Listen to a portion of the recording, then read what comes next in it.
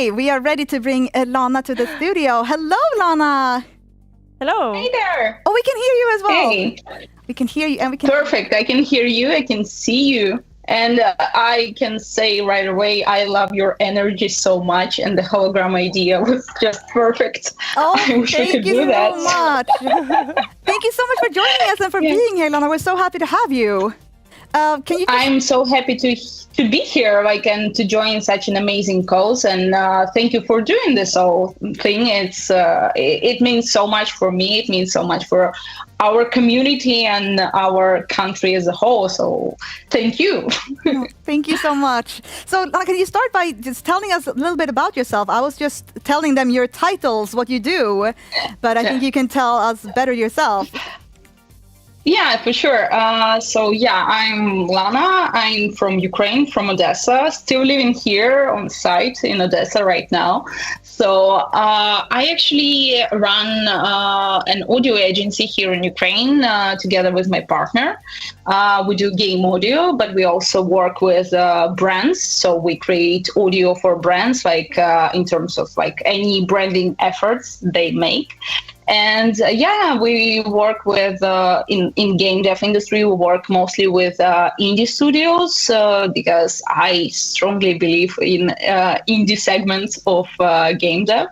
So that's what I do. I come from marketing background, so I make sure that everything we do in terms of audio, meaning like soundtrack, sound design and stuff, can and should be used in all the marketing efforts of the game. So basically create an asset that will be not just useful in the overall context of the game, but also for promoting the game and basically for building memories for players, which is, I guess, the most essential thing. Yeah, that sounds so much fun. Yeah. We have lots more questions for you about that. But first, can you tell us a little bit? So you're saying you're coming from Odessa in Ukraine right now.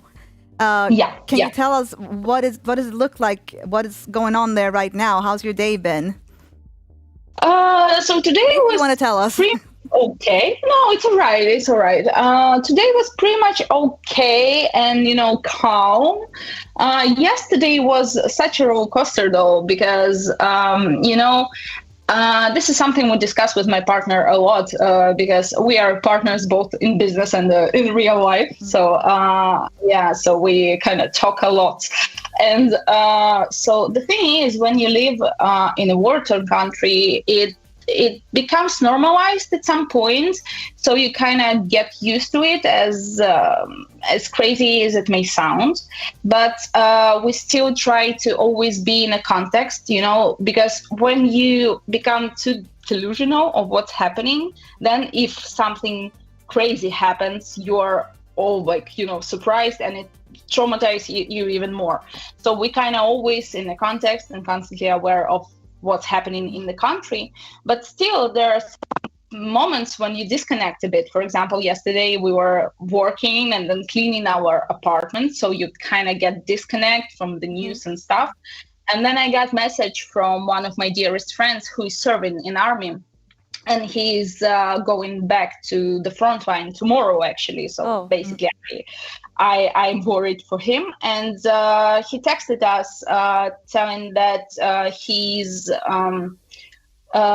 people from his group with whom he's serving, they're being stormed yesterday, and there are many wounded people and stuff. And just when you were disconnected from the news for at least 2-3 hours, and then a message like this hits you, and you get to the really not the lowest point, but it really affects you. And then we got news that one of the biggest Russian planes were downed, and this is the one that coordinates attacks. So it's a huge deal, and it's a great news. And so you get, okay, so there is something good. You getting back on, on high ground. And then there was a drone attack on Odessa yesterday, and so the drone, it was downed, but the debris it fell onto the house right next to my partner's family. So it was just the next townhouse. Did somebody get injured when it fell? Yes, unfortunately, because it crashed right into somebody's apartment. So it's basically the neighbors of Vlad, my partner's family. So three people are in hospital, and sadly, one elderly man died. So, and after this, you're sitting there and you're just thinking like, what the heck, and it raises so many emotions.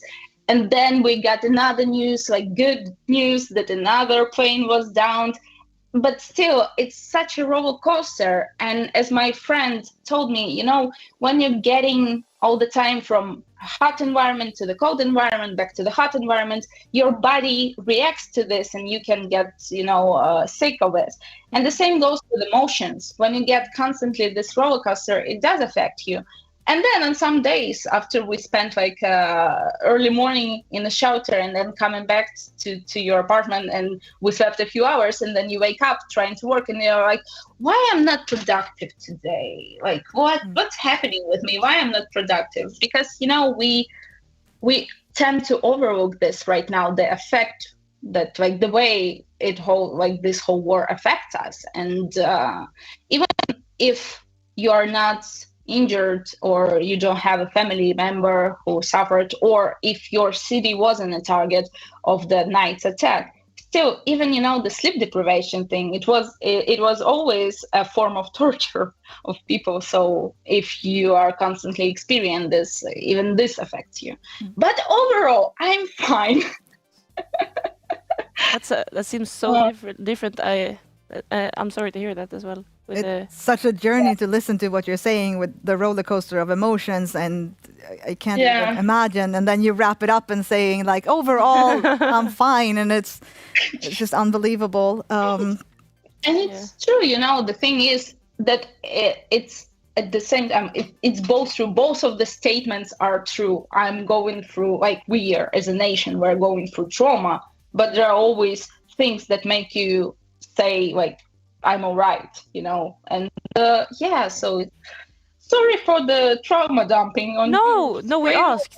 We asked, and we're here to listen, and that's one of the reasons we're doing like things like this, because we want to see the people and the humans behind these numbers that we were talking about in the beginning of the stream. So like listening to you speak is also what today is about. So thank you so much for sharing with us. We have some questions for you, gaming related, and we would love to hear from you on that as well. So I'm thinking, can you share with us like a memorable moment or a specific event that happened to you in the video game industry that has impacted you personally and your career or your path? It's kind of it's difficult to pinpoint that, but I guess the thing is, like, last year I had to have a tour throughout European game events, to expand my network and stuff, because things were getting tough here in Ukrainian industry, obviously for obvious reasons. And I actually met one of my dearest friends from industry at one of the first events, and she changed, I guess it's the memorable point, the most memorable points for me always is about people. So when I met this woman, she changed the way I perceive myself in the industry, as a part of industry. She made me feel that I'm worth of being here, that the job I'm doing is worth of like being acknowledged and stuff. And she really, the empowerment she gave me, it really divided my experience in the industry, That's awesome.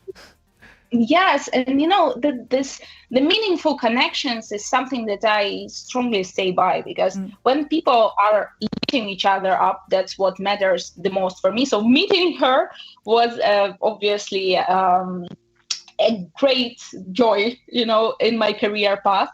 But also, it's not the separate thing; it's kind of a combined thing. When we release, like when our clients, the teams we work with, release their games, and we start receiving feedback on, for example, on music that we composed for the game, and we start receiving stories from people how the music affected not just their players' experience, but how they put this onto their lives background, how it becomes the soundtrack of their life, not just soundtrack for the game. And I remember the first specific commenter that stated this. It was for a really cute Ukrainian indie game that we did named Foxtail. Mm-hmm. And when we saw this comment that the person is like, this is more than a soundtrack to the game for me, it's a soundtrack to my life. Aww. It was the moment, it was like, we made it. Like, that's so nice. This is it. So yeah, those are probably two points that I can speak of as some, turning points for me.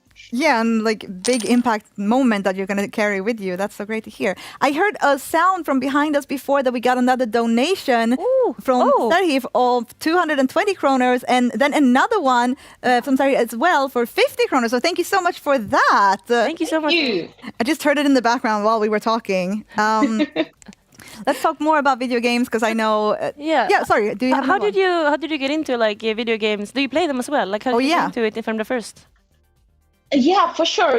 I was always playing video games, but the fun stuff, I was playing with my mom actually on my first PC. So we were always playing with my mom, and it was almost all the time related to some racing or something like this. So cars involved in there. And the anecdote that I'm always telling everybody is that while everyone played GTA at the time when it was just released and it was huge and it changed the industry in a way, my mom and I, we were playing Taxi Driver 2006. And I was like, I wonder whether anybody played this game at all. Well, you two did. I recently, and I found playthrough on YouTube, and I was like, God, that looked so awful. Like the graphics, all the cubic graphics. Not to shade the graphics because we're talking about Minecraft right now. In terms of racing game, now looking back at it, I was like, that was not probably the most exciting game to play with. Well, it was at the time. How we bonded with my mom over it, how invested I was to look this. And I guess that's when I started my career as a backseat gamer.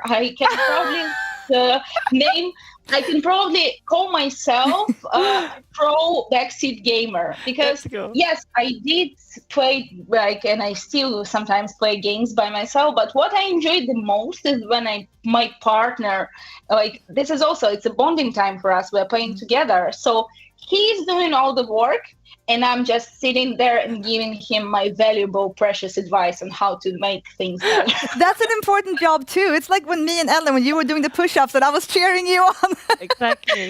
It's teamwork. That's so cute that you played with your mom as well. Yeah, and it's and obviously the Sims was always a huge part of my, day-to-day life. I remember when I was at school, it was something that I enjoyed. And so there were many more, obviously, but and right now I don't get that much time to play anything, or we play together and I do my backseat gamer stuff. But sometimes it won't be a great groundbreaking news for anybody, but I love exploration part of games that I know that many women players really enjoy, and it's something that I enjoy as well. So sometimes when we play like a huge RPG or something, all the quests that are related to exploring stuff, finding stuff, gathering stuff, I do that on my own. So and I don't listen to any valuable advice coming from my partner, obviously. That's my job. So and some games that I enjoy, like in this genre, I can play myself, so when I have time. That's nice. So we're gonna go a little bit back, but how do you balance the professional responsibilities that you have now with the music, with your personal life, like during the times we live in right now, with this roller coaster that you're describing where you live? It was.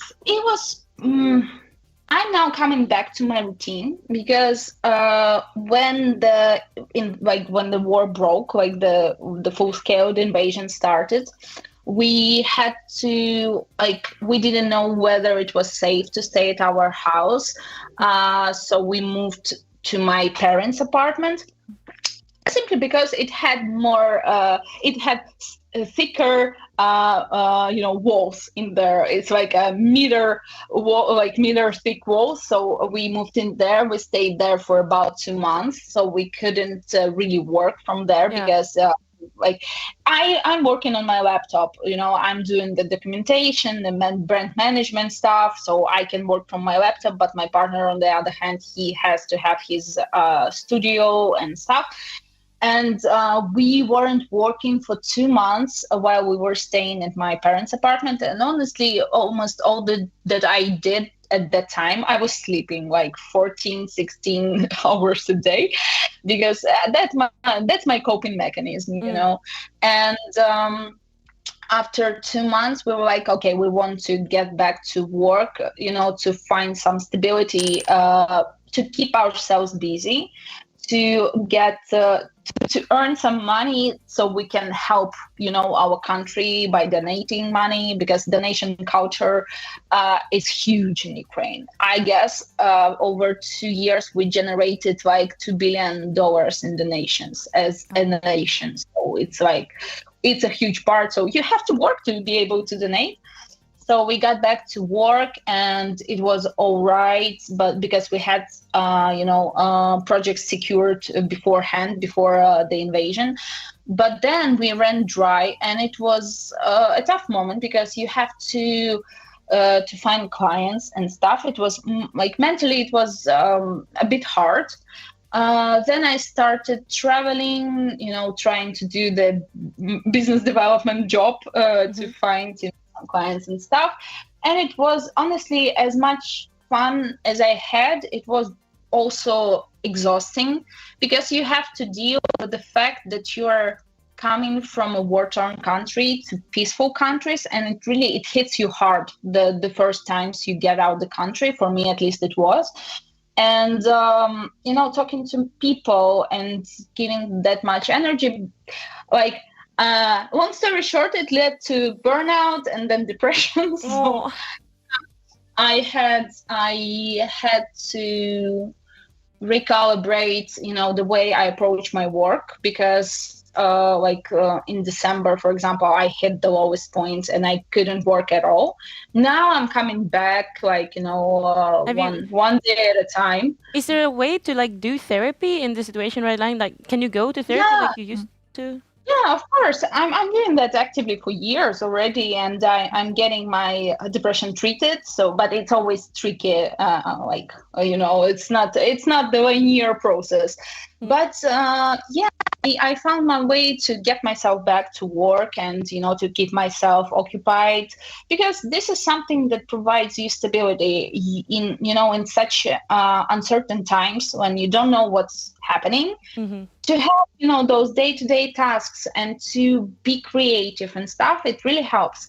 But on the other hand, sometimes, as I mentioned, there are days then when you feel down, and I guess if anybody else experience something like this, and I guess the best advice would be not to go too hard on yourself, not to push yourself to be productive all the time. Sometimes we have to process what's going on and stuff. So I kind of found my work-life war balance, but we're learning every day. I guess it's like the ongoing process, and sometimes it's hard to be creative in such circumstances, but when you manage to do this, and again, when you see the feedback from your clients, audience, it's always cheering me up. And the way actually what we do with our clients when we have soundtracks released across, streaming platforms and stuff, when we generate income from, streaming, like when our music is getting streamed and stuff, we donate all those money to Ukrainian charities. So it feels nice that the work you did also generates money that can do good. So yes, yeah, that's amazing that you do that. And speaking of money that does good, when you were talking, Lana, we got 2 more donations. No, 1 more, and I think it's from Luke. I don't know if it's Lucas or Luxas, so thank you so much for the 10-euro donation as well. We really appreciate it. A small token to contribute to the fundraiser in Ellen's workout, because I'm doing push-ups for the donations as well. And that money will also give more building blocks to the builders, and of course contribute to the UNHCR work. We have some more questions for you, Lana. Are you good to keep going? Thank you so much for sharing, by the way. You're sharing in such a way, I feel like so I'm interesting to listen to. Like in the same room. It's so nice to listen to you. I'm genuinely enjoying your company. So thank you. You too. So I have a question that is more like, what kind of role do you think the Ukrainian cultural and historically, how that is going to affect your approach on game developing and storytelling now and in the future? I think that our industry has so much to offer to overall game dev industry, because our culture was neglected for centuries due to all the oppression we lived through and how our culture was pushed back. And the way we're not just coming back to our roots and searching what's good in there, but the way we can rethink it and modernize it. There's endless amount of stories we can tell, both good and sad, or mixed together and stuff. There's such a huge heritage we can share. And the thing that I wish our industry was doing, and there are people that are doing this, not to stick to cliche topic, like when it's just something stereotypical about Ukraine. I want our industry to dig deeper, because we have such an extensive cultural heritage that can be relatable for other nations and other people and other countries, and I would love our industry to preserve our history and to make efforts and succeed in restoring our place in this world, that was taken from us for centuries. But also, I would love it to be not always, I don't like, while I'm admiring and respecting the developers that are working on the games that depict what's going on right now with the war and stuff, I don't want Ukraine to be associated solely with this war that's going on. I want it to be a broad experience for people to really experience Ukraine from all points of view. And I think we have a lot to say, and I think there's so much room for collaboration with other countries, and we have so many great talents. And I know that the overall game dev industry is in turbulence right now. I think there will be ways for us to fit the niche, because those collaborations has been going on for years already, and there have been so many games Ukrainians contributed to or developed by themselves, and people don't even know that they were created in Ukraine. So is there any games that come to mind? Maybe. Well, yeah, I don't know. It was money. What was the name? I will look it up. It's always the problem with me. You have all those names, but when somebody asks you a question like this, or what's your favorite band? I know the feeling. Yeah, it's okay. I was just So, thinking if you have had one on top of your head. But we're gonna say also thank you to Vintage Lock for 1,000 crowns donating. Yes. How do you say that? No. I was just agreeing. It's Ben from my community, and I'm so happy to see him here and for contributing to this. Thank you so much, Ben. Yeah. Really appreciate it. And let me know if you want the bracelet as well. I will of course make one for you. The games, the life hack I have on Steam, you can search for the Ukrainian Games Festival. And yes, and those are my great friends. Actually, I believe Stepan was doing an interview earlier today. So he's a great friend of mine, and his company organized Ukrainian Games Festival on Steam, and it was actually featured on the main Steam page for 3 days, which is incredible, promotion of our games and industry in general. So they curated the most complete list of Ukrainian games, including indies and, smaller projects that you can simply support with a wishlisting them and stuff. So if you want to know more about, Ukrainian games and games that were created there, just type in Ukrainian Games Festival Steam on Google and it will do the trick. Perfect. I think the chat will dig in and do that in just a second. And also, yes, we were talking, Aline and Amanda were talking to him earlier today. So yes, we really appreciate that as well. There's a question from chat. Yeah. But I think maybe you already replied to it, kind of. For developing games, do you all look at perceiving your culture inside game? Do you think it's common for Ukrainian game developers to try to perceive your culture in the games? I think it's the shift we're taking right now, because right now, obviously, we have such a boom in the modern culture in general, but like not just games, but like music and art and poetry, all kinds of art and games. Like I think the games are one of the art forms. So even though it's a bit messy in the country, the creativity is still there, big time. It is booming, and this is again, as crazy as it may sound, it's the perfect time to create art because there is so much you can reflect on, and we have such a booming industry right now. Yes, there are some some challenges, but there are many challenges. Yeah. But the way that people are striving to not just make a game, but make a change with their game, to preserve our heritage in a way, and again modernize it and make it accessible for people that don't have the same experience that we have. I think we're gonna see more of this, and in various genres, in various styles and stuff. Because I'm actually going to an event in Lviv later this month. It's the biggest Ukrainian game dev event conference. We had one in Kyiv in August last year, and they were managed to gather 1,500 people at the same time in central Kyiv in the middle of war. That's huge. Wow. That's huge, and the industry is very much alive, and there's so much happening. So I'm looking forward to going there to Lviv. It's the same conference, but they're holding it in Lviv. In the end, no, it was. I guess it's on the 1st of March, something like this. They also have an online section, so yeah, maybe somebody's interested. It's called Games Gathering.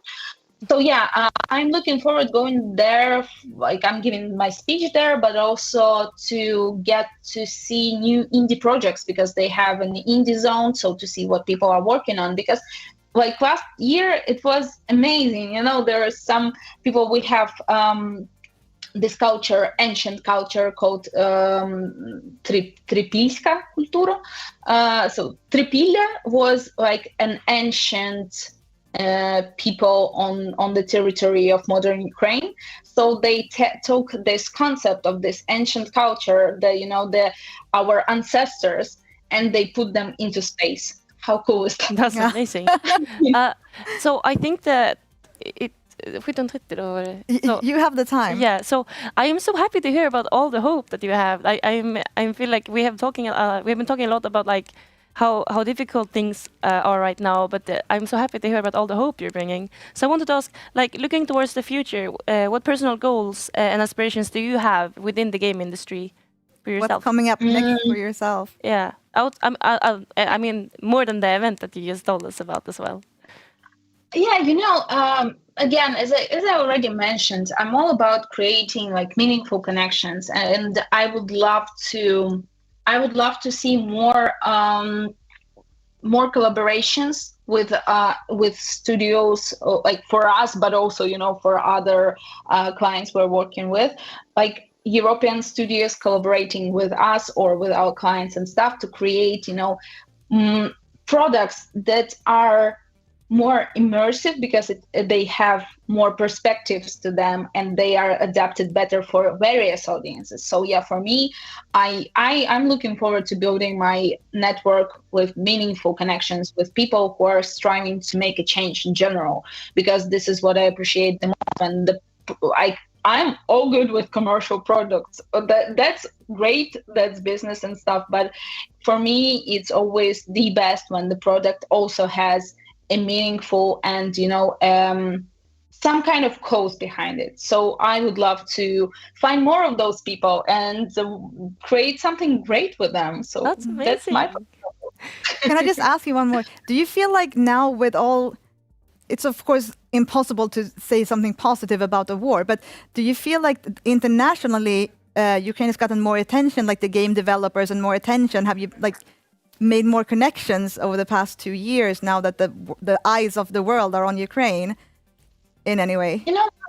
It's like, again, what we're always talking about is that historically, this is a great chance for Ukraine to again restore its place in this world and to regain our history, to regain our culture, to make it stronger and stuff. And for us, it's a historical chance to become better as a nation and come back to Europe, not just join Europe. We were there all the time, but then we were taken away from there to restore our place in the European family.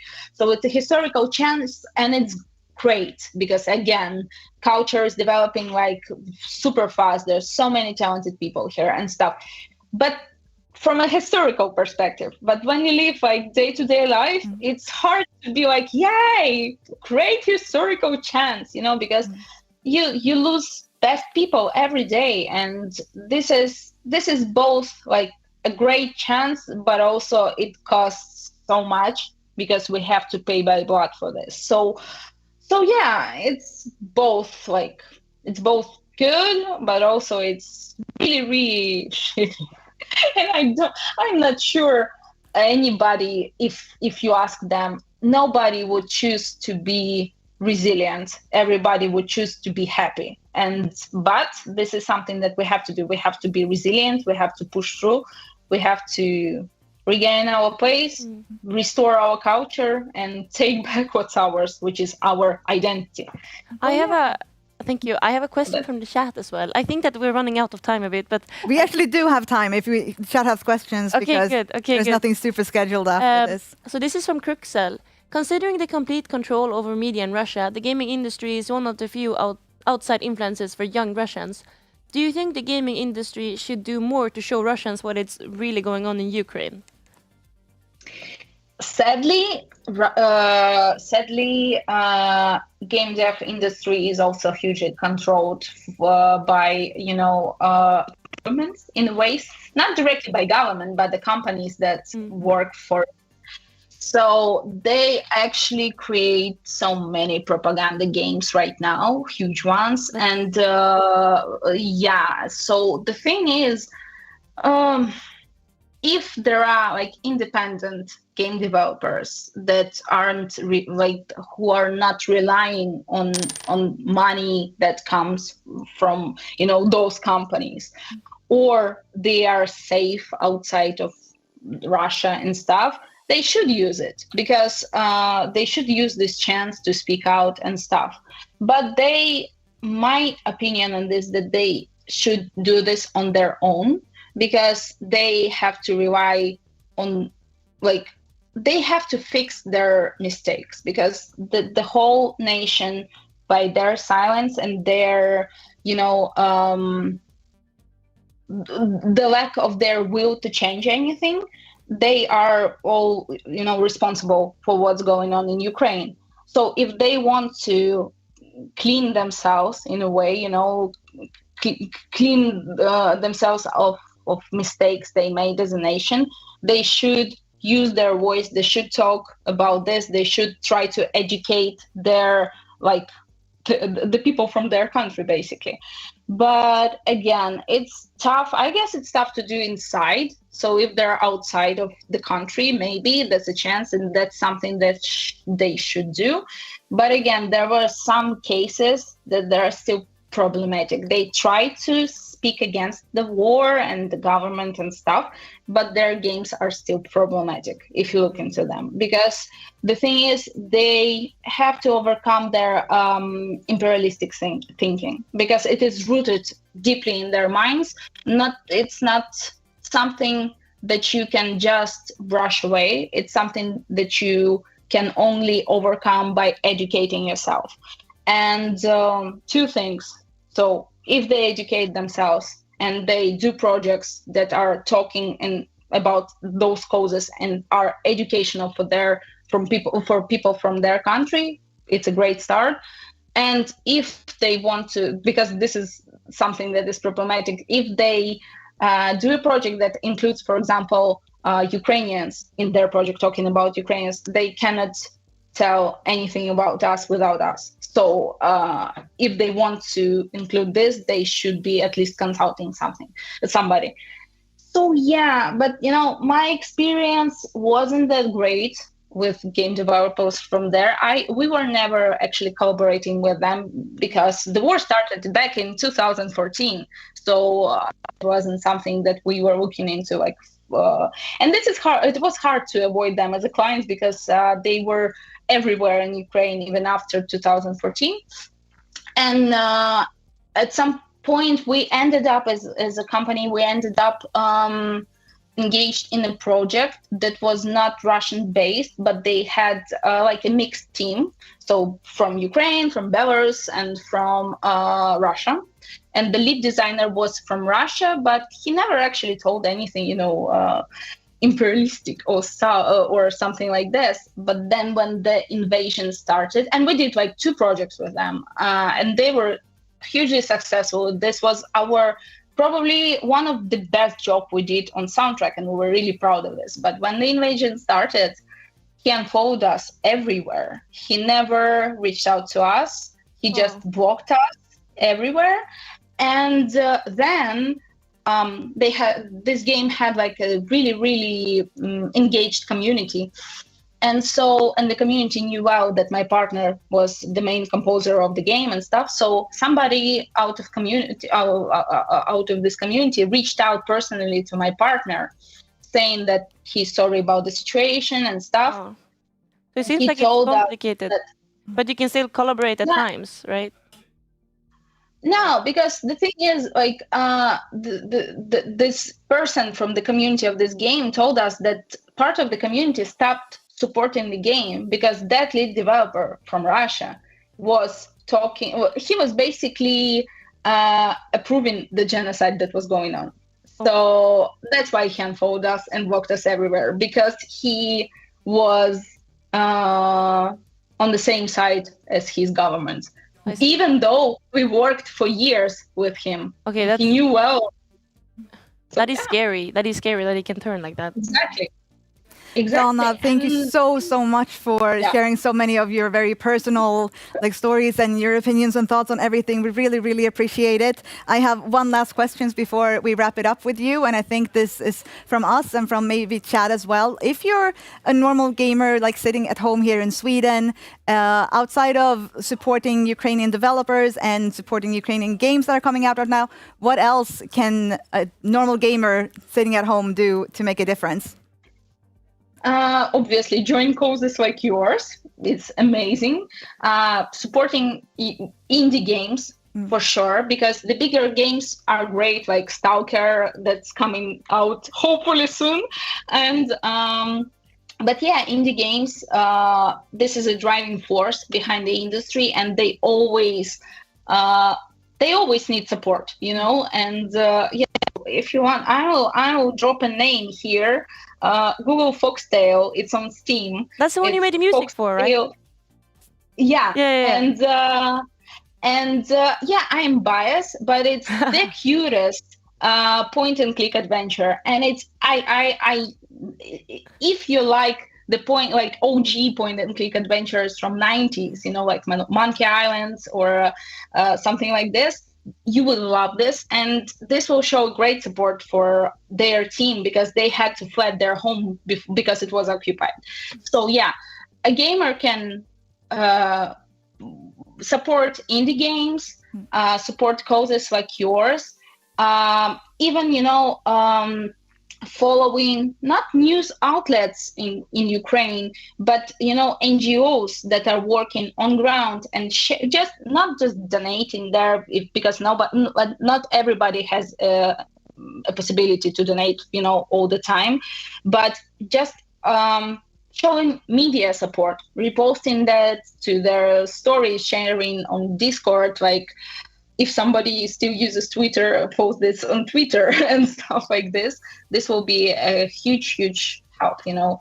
And to, yeah, just maybe if they have time and interest, just educate yourself on what we are like as a nation, what we're doing, what great stuff we have, because we have a lot of great stuff here. And you helped us do that today by sharing your stories and your opinions and everything. And we loved having you. Thank you so much for taking the time to be here with us. Yes, and good luck with everything. It was super nice to speak with you. Yes, stay safe, stay strong, and keep being amazing. And we will check that game out for sure. Yeah. Thank you, Lana. Yeah, thank you. Thank you. Bye. Thank you for having me. Take care. Have a great continuation. Bye-bye. Thank you. Bye.